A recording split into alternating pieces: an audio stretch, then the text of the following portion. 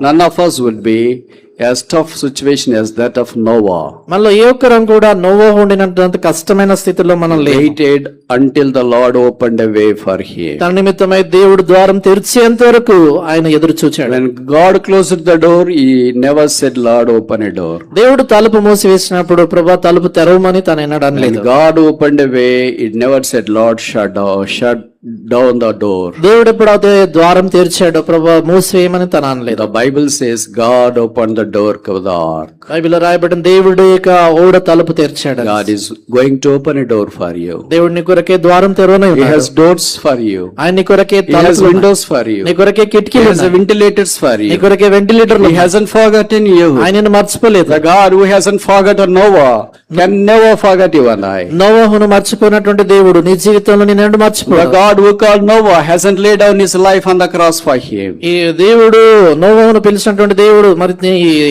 ప్రాణమును తన కొరకే శిలలో పెట్టలేదు. But when it comes to New Testament generation, అయితే కృత నిబంధన తరానికి వచ్చినప్పుడు and he went onto the cross, ఆయన శిలువ మీదకి మన he took కొరకే all our pain, ఆయన మన వేదనంతా he took all our తీసుకున్నాడు. suffering, మన శ్రమంతా he తీసుకున్నాడు. took all our shame, మన యొక్క అవమానమంతా he took తీసుకున్నాడు. all our iniquity, ఆయన మన దోషములన్నీ భరించాడు. and the Bible says he became curse for us. బైబిల్లో రాయబడిన నిమిత్తమై శాపంగా He చేయబడ్డాడు. was more beyond recognition. ఆయన గుర్తింపదగిన దానికంటే ఆయన కురూపి He అయిపోయాడు. shed his precious blood, ఆయన ప్రశస్త రక్తం and చిందించాడు. he cried saying, it is finished. ఆయన సమాప్తమైనదని కేక వేశాడు. Finished, opening a door for you.